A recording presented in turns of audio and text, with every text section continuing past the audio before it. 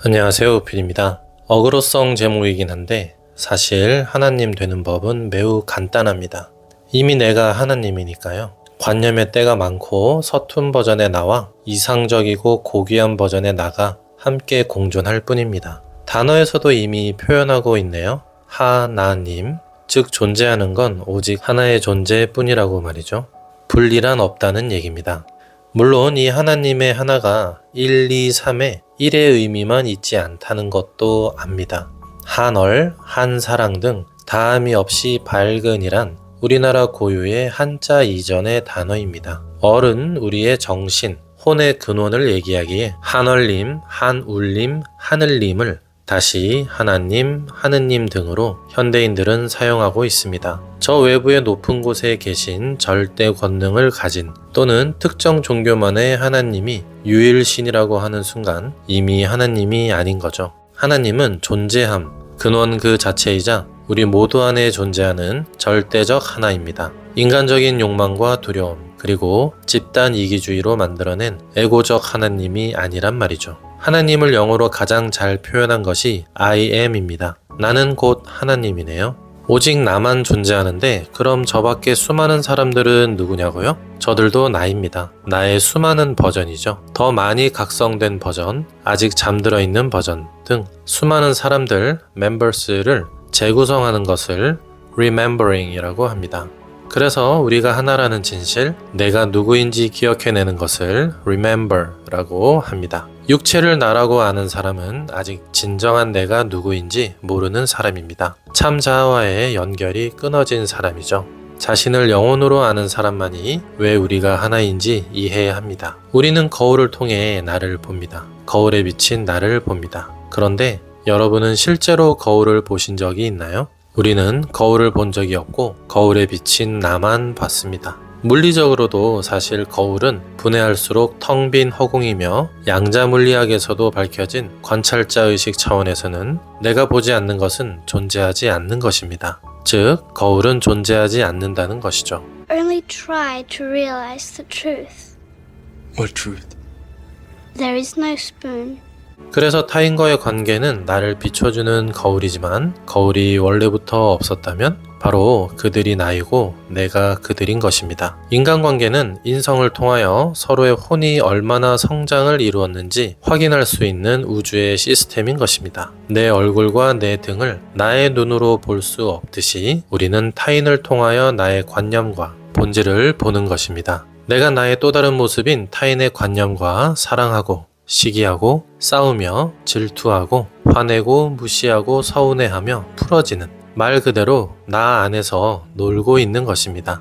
깨닫기 전까지 인간은 다양한 감정놀이와 인간만이 맛볼 수 있는 탐진치 등의 오욕칠정을 체험하게 됩니다. 왜냐하면 영혼은 본능적으로 완전한 사랑을 추구하는데 완전한 사랑이란 하얗고 가녀린 얇은 커튼 같은 순백의 흰색이 아니라 수많은 색상의 빛깔들이 합쳐진 흰 빛과 수많은 색깔들의 합인 검정색의 무수한 감정과 욕망을 비료로 피어나는 꽃과 열매인 것입니다. 즉 모든 욕망과 감정들을 다 맛보아야 합니다. 이 감정들과 욕망을 체험하지 않고서 어떻게 하나님으로서 비탄과 우울에 빠진 사람에게 공감하며 연민을 느낄 수 있겠습니까? 어떻게 오감으로 맛있는 음식을 음미하며 다양한 차원의 사랑을 주고받을 수 있겠습니까? 사랑은 그래서 음과 양의 합이며 빛과 어둠의 균형입니다. 식물의 뿌리가 땅속으로 힘차게 뻗어내려야지만 식물이 자라 광합성을 하여 열매를 맺는 것과 같은 이치입니다. 그래서 여러분이 어둡다고 표현하는 그 마음, 고정관념들을 무서워하고 회피하기보다 시간을 두고 조금씩 다가가시길 권해드립니다. 어둠은 내면을 돌아보게 하여 힘을 길러주고 그 힘으로 다시 내면을 밝혀 영혼의 성장과 완성이라는 열매를 맺는 것입니다. 이것이 영혼 성장의 법칙입니다. 어둠을 연료로 태워 빛과 사랑의 에너지를 얻는 것입니다. 아무리 그럴지라도 사실 내가 가장 싫어하는 사람을 나와 하나라고 받아들이기는 너무 힘이 듭니다. 우리가 그렇게 싫어하는 이유는 바로 그 사람을 통해서 나의 강력한 고정관념을 보기 때문입니다. 우리는 누구나 내 안에 보기 힘든 트라우마와 관념이 있어 회피하고 외면하게 되는데 영원히 외면하면 성장할 수 없기에 내가 그에 대한 안전장치로 상대방을 통하여 나의 고정관념을 볼 수 있도록 인간관계를 형성해 놓은 것입니다. 보기 싫어서 장소를 옮겨도 같은 사람을 만나게 됩니다. 왜냐하면 그들이 나를 따라다니는 것이 아니라 내가 그러한 관념을 가지고 있기 때문에 그러한 사람들이 내 안에서 계속 걸리고 보이는 것 뿐입니다. 우리가 하나님과 하나 되기 위해서는 고정관념을 없애야 합니다. 고정관념은 강력한 관념이어서 건드리면 폭풍과도 같은 감정을 일으킵니다.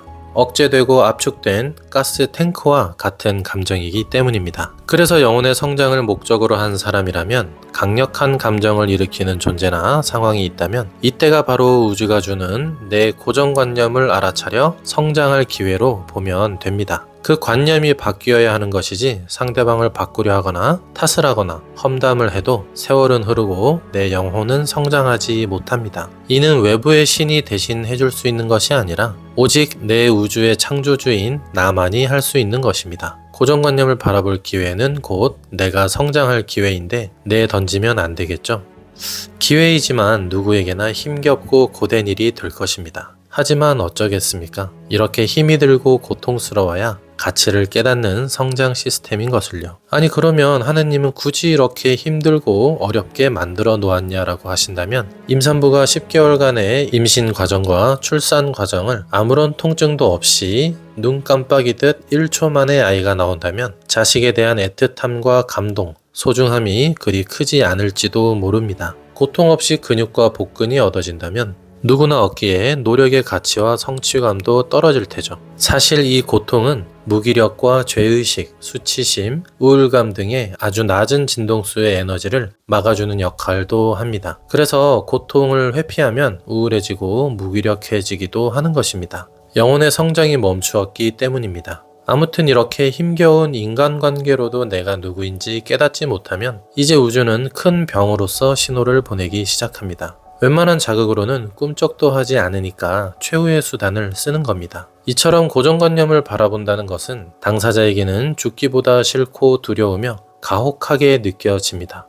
해서 이럴 땐 약간의 역발상의 정신이 필요한데 바로 고정관념을 없애기 위해 매우 효율적인 방법 중 하나인 내가 가장 싫어하는 그 사람에게 다가가는 것입니다. 물론 용기가 필요하겠죠. 가장 싫어하는 사람에게 다가간다는 것은 내가 나의 고정관념을 내려놓겠다라는 내 성장을 위한 나의 고귀한 의지이기 때문에 내 영혼이 스스로 감동하게 되는 것입니다. 이때 다가간다는 것이 꼭 물리적으로 가까이 다가가라는 뜻은 아닙니다. 물리적인 거리는 크게 상관이 없습니다. 내가 지구 반대편에서 증오하든 사랑하든 에너지는 그 사람에게 전달되기 때문입니다. 나의 내면에 있는 상상 스크린에 상대를 초대하여 내 고정관념을 바라보면서 진솔한 대화 속에 조금씩 내려놓으시면 됩니다. 사실 알고 보면 상대방도 그 역할을 해주는 고마운 존재일 뿐입니다. 왜냐하면 존재하는 것은 오직 나밖에 없기 때문입니다.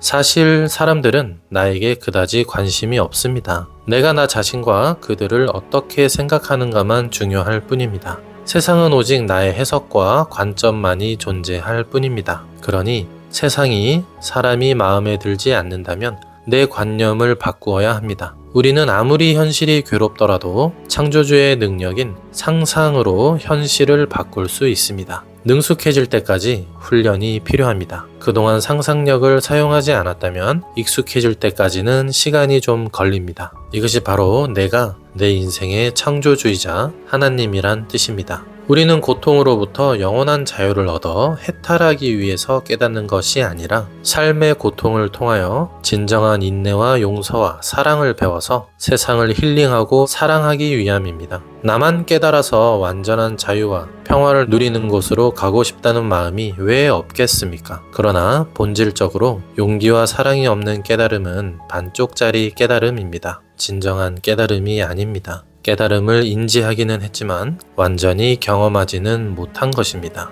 이를 불교에서는 소승불교, 대승불교로 나누던가요? 진정으로 깨달은 이는 나와 남의 구분이 사라진 단계이며 상대의 혼을 내 혼과 같이 사랑하며 한 송이 꽃이라도 더 피우고자 내 생명이 닿을 때까지 헌신하고 봉사하고 설파하며 중생들 마음속에 잠들어 있는 신성의 불꽃을 깨우려 애씁니다. 저 높은 곳에 하나님이 계십니까? 그럼 그냥 거기 쭉 계시라고 하십시오. 그런 하나님은 필요 없습니다. 조금 덜 깨닫고 부족해도 세상 사람들과 섞여 물건 하나 옮기고 부대끼며 도와주는 행위 안에 하나님이 있습니다. 1급수에는 물고기가 많이 없습니다. 삶의 묘미와 재미, 기쁨과 성장은 상급수에 많이 있는 것입니다. 시장 바닥에 있고 불꽃 튀는 인간관계 속에 있습니다. 자, 마지막으로 하나님 되기 과정을 정리하자면 다음과 같습니다. 나는 태초에 완전한 사랑이자 빛이었다. 그런데 나 포함 주위를 둘러봐도 모두가 빛이고 사랑이니 스스로를 사랑으로 체험하고픈 작은 영혼의 소망이 생겨나게 되었다. 그리하여 완전한 영혼에서 스스로를 떼어낸 작은 영혼은 내가 완전한 사랑이었음을 망각해야 다시 완전한 사랑으로 돌아올 체험을 할 수 있기에 스스로 내가 누구인지 잊어버리기로 약속하고 마치 민들레 씨앗처럼 어디로 떨어질지 모르는 곳으로 순수한 혼의 바램을 타고 떠돌며 흩날리다 이 지구에 인간의 몸으로 태어나게 된다. 순수하고 자유롭던 어린 영혼은 인간의 육체에 갇혀 있음을 인식하자마자 너무나 답답하고 불편하여 응애하고 울음을 터뜨린다. 이 불편함을 시작으로 고통을 받아들이는 법, 인내하는 법, 적응하는 법 등을 배우며 인간의 몸과 생활에 적응하게 된다. 하나님의 큰 사랑으로 우리는 저마다의 육체와 성격, 환경과 인간관계 등을 부여받았고 그 속에서 자라고 부딪히고 깨지고 나누며 사랑하다 그렇게 영혼이 자라고 성숙된다. 육체에 생사라는 환상을 심어주어 내가 누구인지 고민하게 만든다. 내가 영혼임을 깨닫고 영혼의 성장과 완성을 향해 살 수 있도록 본성의 나는 수많은 멘토와 스승을 이 지구상에 내려주었다. 그 중에서 나에게 예정된 운명적인 스승을 만나 영혼의 갈망을 채우고 완성을 이루는 것이 삶의 목적인 것이다. 이 과정을 선도 수행에서는 천화구진법이라고 한다. 이렇게 완성된 영혼은 다시 한번 모험을 떠날지 머물지 선택하게 되고 이는 시작도 끝도 없이 반복되는 사랑의 체험과 완성의 과정인 것이다. 나는 태어난 적도 죽은 적도 없는 홀로 스스로 존재하는 영원한 생명이여라. 언제인가 기어이 알게 되리라. 언제인가 기어이 알게 되리라. 감사합니다.